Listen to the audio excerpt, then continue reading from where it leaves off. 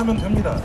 지금껏 그거 저희가 요구했지만 하지 못한 것은 분명히 정부입니다. 소아보호뿐만이 문제가 아니라 중증 소아 환자 인프라 붕괴가 지금 현재 문제입니다. 그것 또한 정부가 주장한 일입니다. 충분히 해결할 수 있음에도 지금 강관하고 있습니다. 정부가 그 책임을. 존경하는 14만 회원 여러분, 우리의 웅장한 함성이 울려 퍼지는 이곳 여의도 광장에서 인사드립니다. 대의원의 의장 박성민입니다.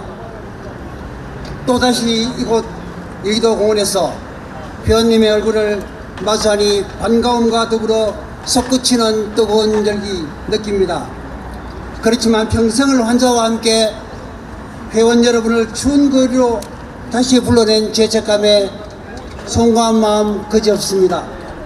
회원 여러분, 정부가 시작한 어처구니 없는 의료정책이 전공의와 의대생의 거대한 저항을 불러왔고 우리 의사 모두는 하나가 되었습니다.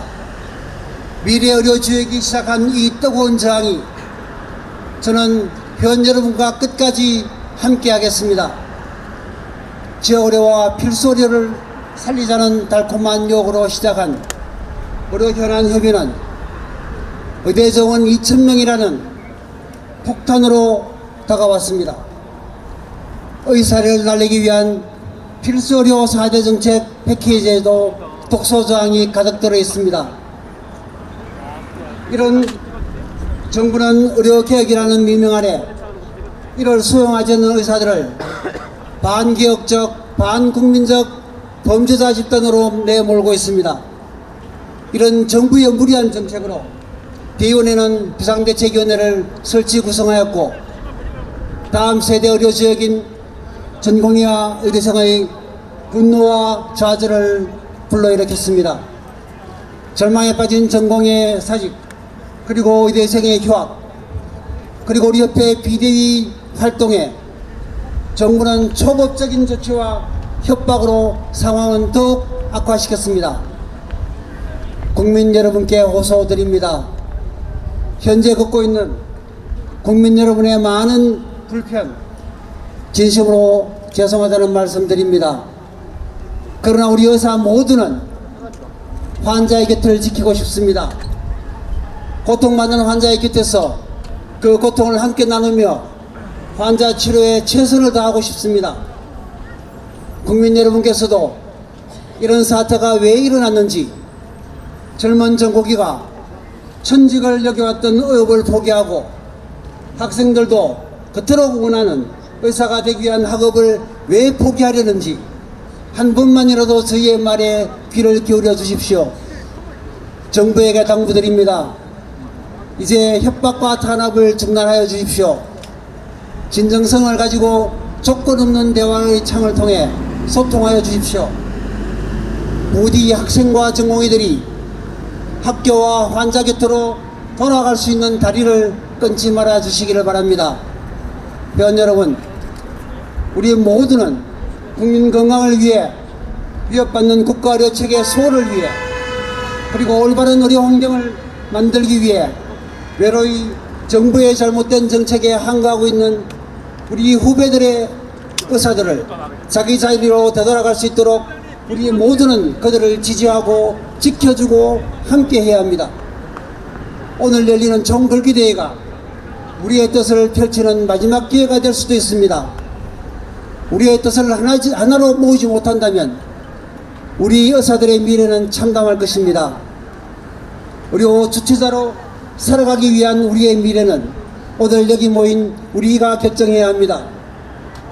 전공의, 의대생, 비대위와 함께 대한민국 의료를 살리고 국민의 건강과 생명을 지키는 파수꾼이 됩시다.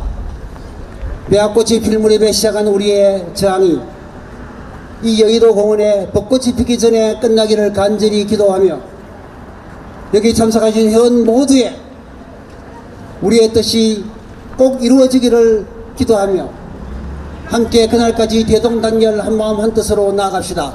고맙습니다. 네, 안녕하십니까. 비상대책위원회 위원 한미애 인사드립니다.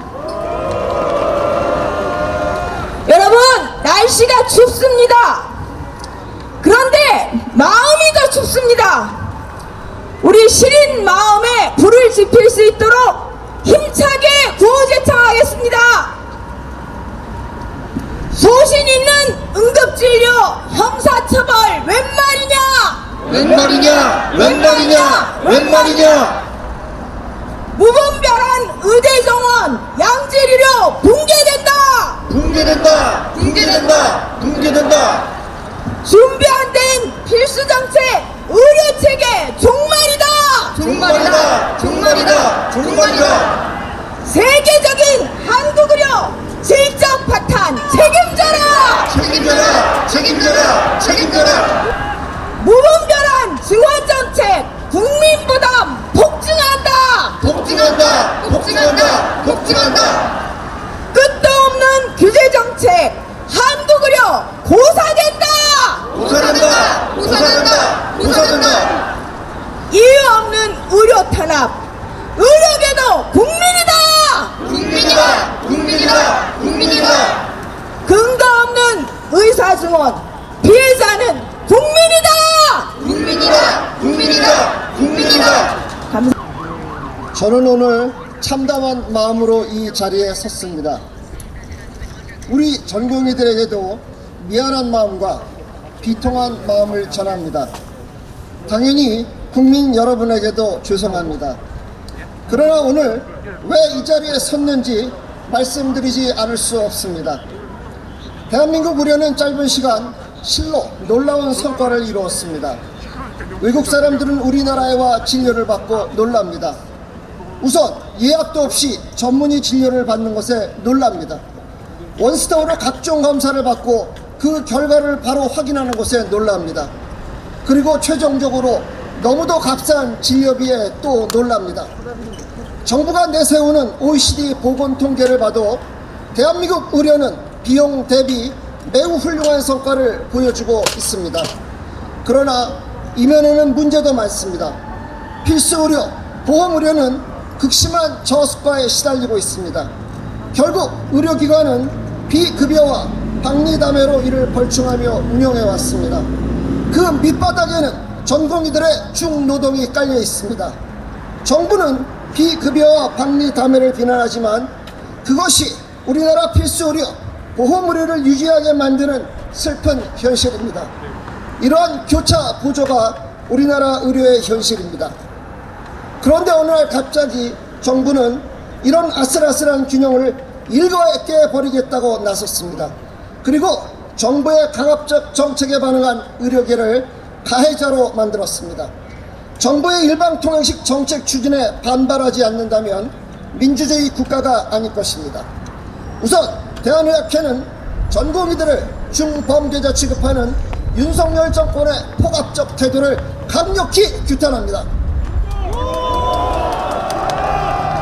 일반 국민이 주당 최대 52시간을 근무할 때 우리 전공의들은 주당 88시간을 근무해야 했습니다. 실제로는 100시간 가까이 근무하는 전공의도 많습니다. 물론 정부가 전공의의 사직을 비판할 수는 있습니다. 그러나 민주주의 국가에서 정부가 전공의들을 향해 이렇게 폭압적인 언사를 내뱉을 수 있는 것인지요? 실로 분노를 참을 수 없습니다. 정부는 전공의들을 향해 면허를 박탈한다, 법정 최고형을 구형하겠다, 사직서 수리를 금지한다, 계약 포기를 명령한다 등 민주주의 국가에서 듣도 보도 못한 폭언을 남발하고 있습니다. 윤석열 대통령님은 2023년 4월 28일 미국 하버드 대학교 케네디 스쿨에서 자유를 위한 새로운 여정이라는 연설을 하셨습니다. 전공의들을 정부의 노예처럼 대하는 게 자유를 위한 새로운 여정입니까? 중노동에 시달리는 전공의들이 정부의 노예입니까? 공익을 위해서 그런 게 가능하다고요? 어느 민주주의 국가에서 수련받는 전공의들을 대상으로 그런 폭력적 법 집행이 가능한지 찾아보십시오. 대한의학회는 의학교육 현장을 완전히 무시하는 정부의 태도를 강력히 규탄합니다. 현재 의학교육도 개선의 열정이 많습니다. 의학교육은 대형 강의실에서 이루어지는 게 아닙니다. 선배 의사의 진료와 수술을 옆에서 보고 배우는 것입니다. 선배 의사 옆에 100명, 200명이 와서 볼 수 있는 게 아닙니다. 의학교육 현장의 교수들은 급격한 의대 증원은 불가능하다는 의견을 전했습니다. 그런데 놀랍게도 보건복지부 박민수 차관은 순식간에 의대 교수 1,000명을 증원하겠다고 말합니다. 환자 진료를 얼마나 우습게 하는 것인지요. 의대 교수가 물건입니까? 오늘날 대한민국의 대학은 정부의 절대적인 통제하에 있습니다. 지난 17년간 대학 등록금은 동결되다시피 했습니다. 결국 대학은 재정의 상당 부분을 정부의 지원에 의존합니다. 대학이 정부의 독립적 의견을 전하지 못하는 현실은 민주주의의 위기입니다. 그런데 정부는 대학의 수요 조사를 통해 정원을 책정하겠다고 합니다. 정부는 대학 운영을 걱정하는 총장과 의대 교수를 갈라치게 하고 있습니다. 그리고 교육을 직접 담당하는 의대 교수들의 의견은 철저히 무시되고 있습니다. 이는 정직한 의견 수렴 절차가 아닙니다. 대한의학회는 정부의 일방적 정책 추진 방식을 강력히 규탄합니다. 정부는 소아과 오픈런, 응급실 깡패기를 거론하며 의대 정원이 시급하다고 선동해 왔습니다. 비유적으로 표현하면 이런 것입니다. 큰 건물에 불이나 많은 사람의 생명이 위태롭습니다. 빨리 불을 꺼야 합니다. 근처에서 지하수를 끌어오면 됩니다. 그런데 정부는 실로 엉뚱하게도 저수지를 짓겠다고 합니다. 맘카페에서는 15년 후면 우리 아이는 다 자랐을 거라고 비판합니다. 이미 수많은 소아과 의사들이 현장을 떠났습니다. 정책의 우선순위를 고려한다면 그들을 현장으로 되돌리는 대책이 필요합니다. 그러나 정부의 필수 의료 대책에 그런 내용이 없습니다. 그러면서 정부는 15년 후를 바라보는 의대 증원 정책에 몰두합니다. 과연 그렇게 배출된 의사 중 얼마나 필수 의료에 종사할까요? 정부의 대책은 놀라울 정도로 앞뒤가 맞지 않습니다. 소위 낙수 의사를 기대하는 것 외에 아무것도 없습니다. 정부는 OECD 인구 1000명당 의사수 통계를 절대적 기준처럼 들이댑니다. 그러나 이는 보건통계의 의미를 전혀 모르는 것입니다. 스웨덴은 인구 1000명당 의사수가 4.3명입니다. 일본은 우리와 비슷한 2.6명입니다. 그런데 스웨덴은 일반의 진료를 7일 이내, 전문의 진료는 90일 이내 가능토록 하는 게 정책 목표입니다. 그러나 실현하지 못하고 있습니다. 반면 우리나라는 누구나 알고 있듯이 쉽게 전문의 진료를 받습니다. 스웨덴에서는 예산 부족 때문에 지역병원의 산부인과 병동을 폐쇄했습니다. 결국 병원의 산모들을 대상으로 자동차 안에서 출산하는 방법을 알려주는 강좌를 열었습니다. 이후 약 1년 6개월 동안 이 지방에 살던 19명의 산모가 차에서 아이를 낳습니다. 반면 일본은 OECD 통계로 보면 위와 같은 문제가 전혀 없습니다. 그렇다면 스웨덴의 의사수가 부족한 것인가요? 아니면 일본이 부족한 것인가요? 이처럼 OECD 인구 1000명당 의사수 통계는 어떤 절대적인 기준이 아닙니다. 그런데 정부는 이것이 절대적 기준인 것처럼 거짓말을 합니다. 전공의들이 떠났습니다. 전임의들이 떠났습니다. 이제 의대 교수들이 버티는데 한계가 있습니다. 지금 할 수 있는 일을 놓아두고 왜 15년 후의 일을 가지고 이런 고통을 만듭니까? 그 효과가 긍정적일지 부정적일지 알 수 없는 정책 때문에 왜 지금 환자들이 고통을 받아야 합니까? 정말 총선 때문입니까?